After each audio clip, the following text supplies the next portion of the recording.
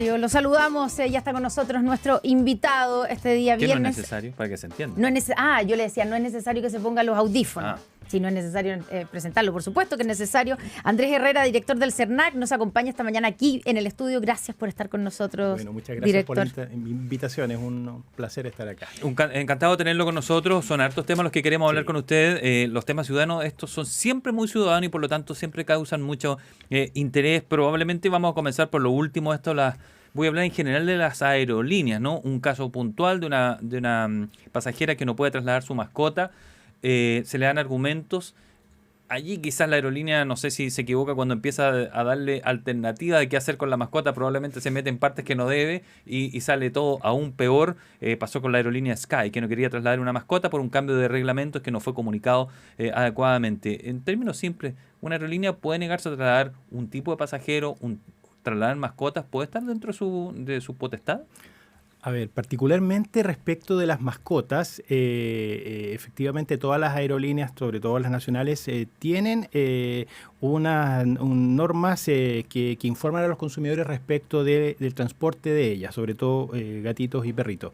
Y en ese sentido, lo que ha ocurrido en este caso particular es que habiéndose comprado bajo ciertas condiciones el transporte de la mascota, esas condiciones se cambiaron de manera sobreviniente y de manera unilateral por la aerolínea. Después de que ya se había comprado. Efectivamente, y habiendo ella cumplido con todos los requisitos. Lo que pasa es que en este caso se trataba de una mascota que era de una raza braquicefálica, que son aquellas que tienen problemas de respiración, y que en este caso hay una especie de exención de responsabilidad que piden las aerolíneas al dueño de la mascota para efectos de liberarse de la responsabilidad si pasa algo en el vuelo. Y habiendo, entiendo, fallecido una mascota días anteriores, ellos decidieron no transportar más ese tipo de razas.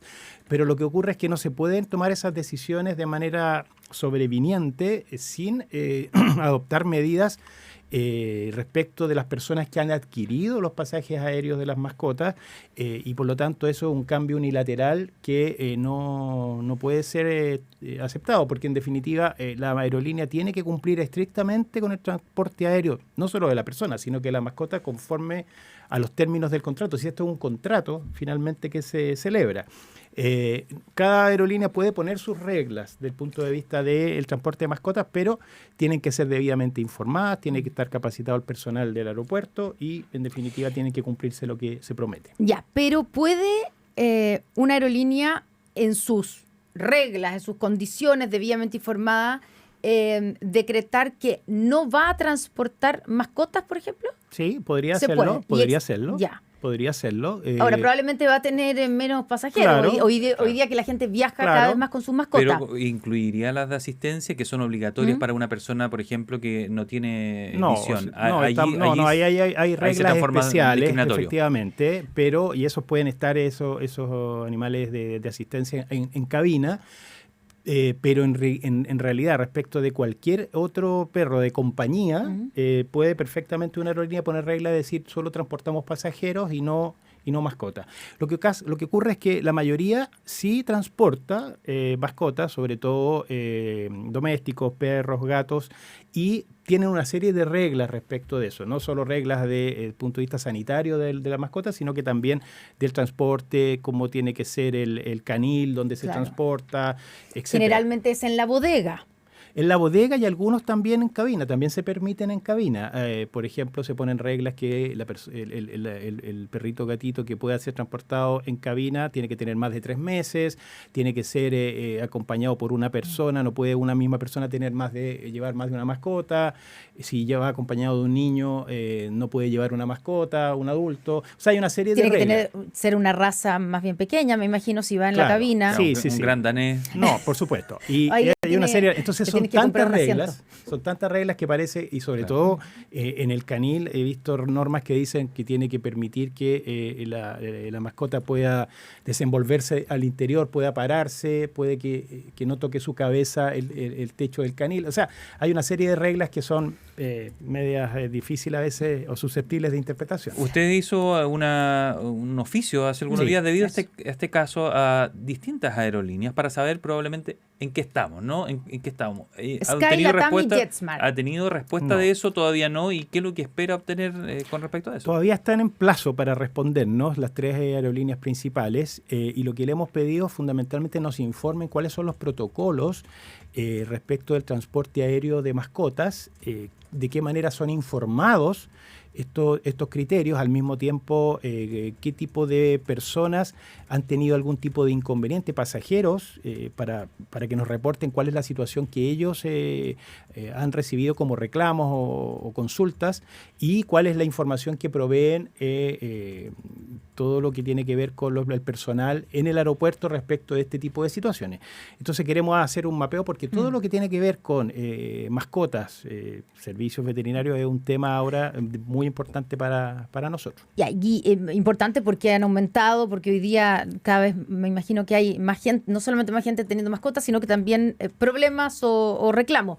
En el caso de las aerolíneas, ¿este es el único caso que tienen presentado, denunciado?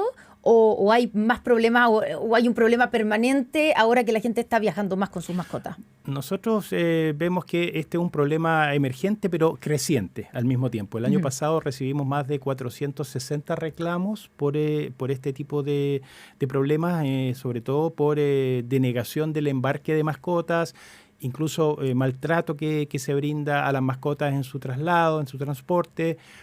Y este año, solamente lo que llevamos de estos primeros 2 meses del año, más de casi 70 reclamos. ¿Y eso son con ¿Es aerolíneas solo- nacionales de cabotaje? Fundamentalmente, no, en realidad es todo el mercado aéreo, pero todos, Ya. diría yo, más del 90% se concentran en las 3 principales aerolíneas locales que también hacen a veces transporte internacional, pero sobre todo nacional. Y eso es preocupante. 70 reclamos solo en enero y en lo que va de febrero. Así es. O sea, un mes y medio. Así es. 70 reclamos. O sea, Estoy pensando versus 460 en todo el año 2024. Sí. O sea, es un indicador de que esto Por va en supuesto, aumento. va en aumento y hay que pensar que, bueno, no todas las personas, por supuesto, transportan mascotas y aquellas que reclaman respecto de aquellas que transportan mascotas, o sea, es una cifra igual significativa. Sí. Usted hay- escucha al director del CERNAC, Andrés Herrera, conversando con Pauta de Análisis. Veía un caso, también hay que leerlo quizás con cuidado, porque ocurrió con la misma aerolínea Sky, con una persona embarazada, una mujer que estaba embarazada y que le dijeron que se bajara del avión para revisar un certificado que ella traía que le permitía volar. Y cuando ocurre y queda, esto se reveló en una carta al Mercurio ayer y muestra que cuando ocurre esto, cierra la puerta del avión y se va el avión. Y la dejan abajo, la mujer al parecer bastante desconsolada, y era porque le estaban pidiendo otro tipo de certificado cuando supera las 29 semanas, dice la aerolínea. Estos problemas también se están dando en el último tiempo y también qué responsabilidad tiene el propio pasajero, porque las aerolíneas a veces le pedían otro tipo de certificado, no es que no lo querían trasladar según se ha explicado.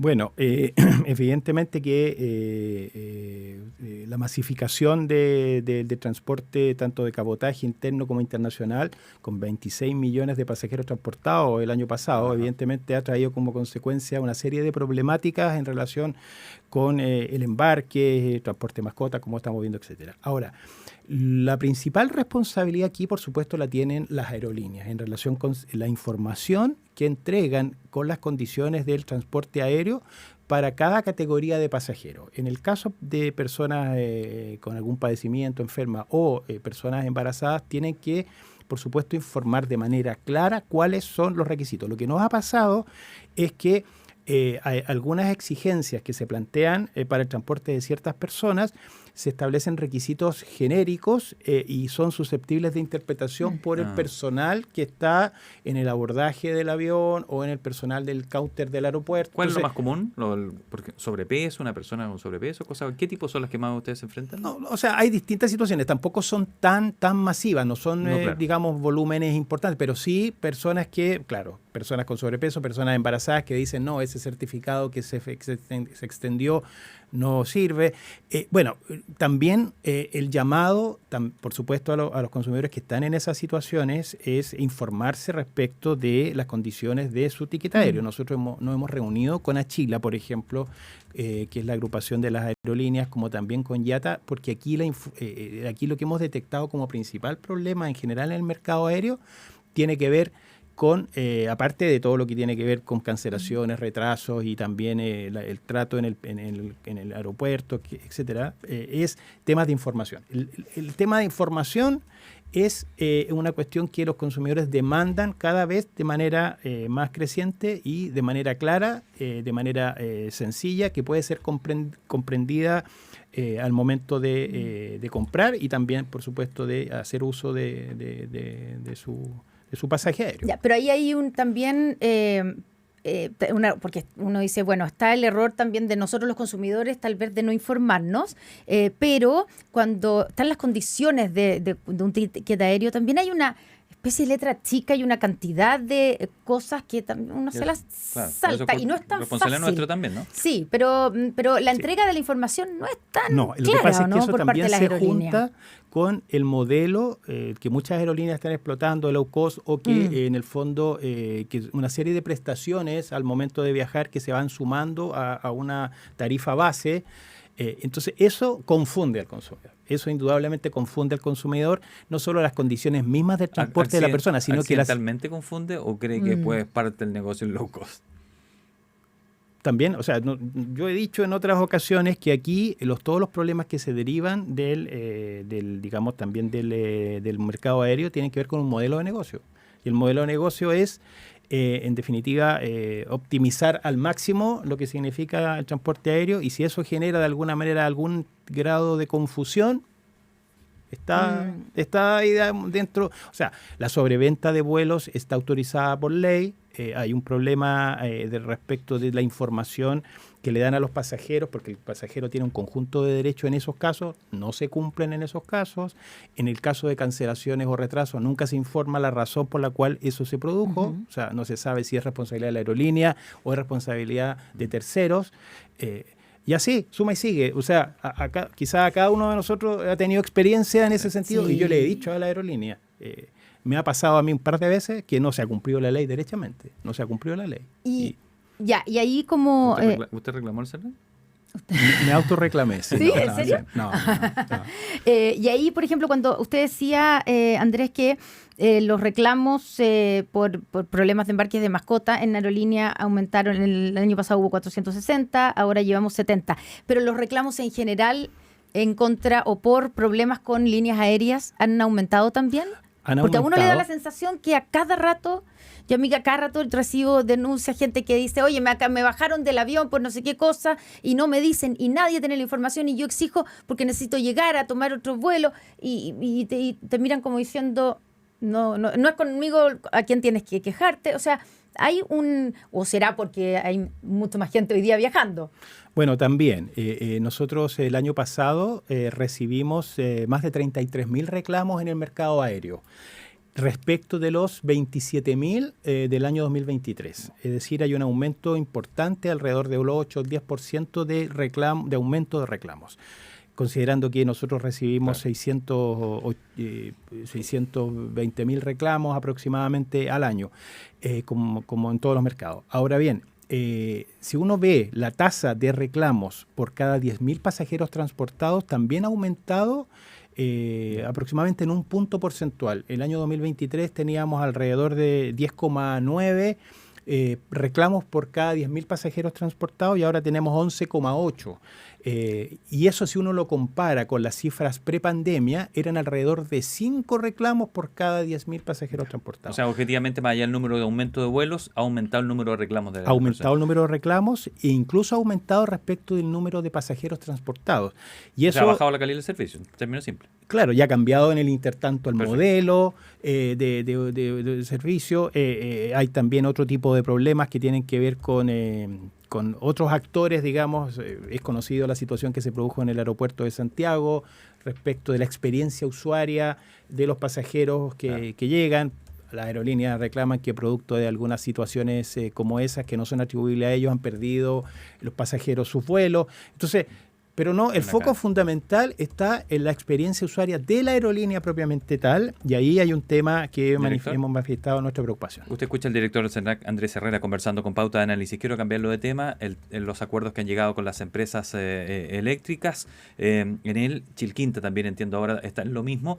Y la pregunta que más me han hecho y quiero transmitírsela es, el que no reclamó, el que no denunció en ese momento, sino que simplemente sufrió estar 3 días sin energía eléctrica, ¿él también recibe compensación o por no haber reclamado se quedó fuera?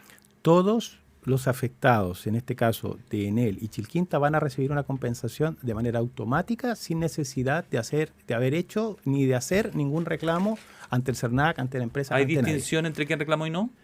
Hay alguna distinción, pero hay una compensación por indisponibilidad del servicio que van a recibir todos. ¿Desde el que se le cortó 1 hora la luz? Así es, universal. Aquellos que se le cortó 1 hora hasta que se le cortó 15 días o más en Enel o 7 días en el caso de Chilquinta, que fueron los mayores cortes.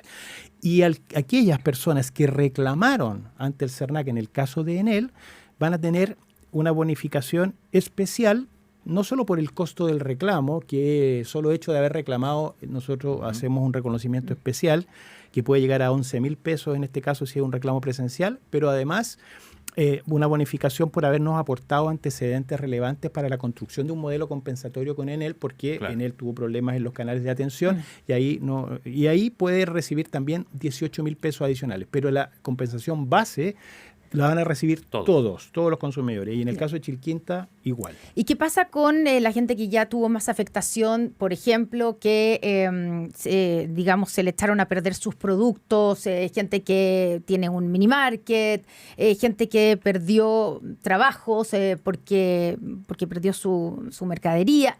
Esas personas tienen que haber también presentado su denuncia al CERNAC, o a esas personas en proporción al daño se le va a compensar de una mejor manera o de una manera más alta.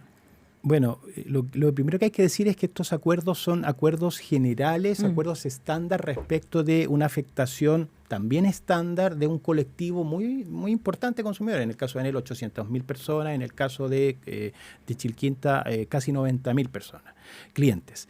Entonces, no hay una, ponderación de situaciones particulares en esta compensación. Por lo tanto, habiendo estos acuerdos beneficiado a clientes residenciales, no comerciales, las personas lo que tienen que hacer es optar por recibir esta compensación en los términos que hemos acordado o hacer reserva de derechos en una oportunidad posterior que probablemente sea en el mes de mayo. Nosotros vamos a estar informando aquello para efectos de renunciar en el fondo a esta compensación y demandar ante los tribunales en un juicio individual los mayores daños que hayan podido sufrir. Ahora, dado que en este caso pueden haber situaciones muy, muy particulares, muy graves, en el fondo también la recomendación es disponer de los medios probatorios necesarios para los efectos de poder discutir en un juicio con Enel o Chilquinta en este caso,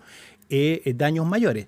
Es por eso que las modalidades que tenemos en la normativa vigente son alcanzar estos acuerdos conforme a ciertos estándares que son estándares generales, estándares promedio, con discutir eso en un juicio de largo conocimiento, en que hay que probar no solo estos daños, sino que la responsabilidad de cada concesionaria en esos daños. Entonces, esto no es tan sencillo, ni para el CERNAC, ni tampoco menos aún para los consumidores que tengan que discutir eso. Entonces, no está claro que si CERNAC finalmente va a presentar una demanda en contra.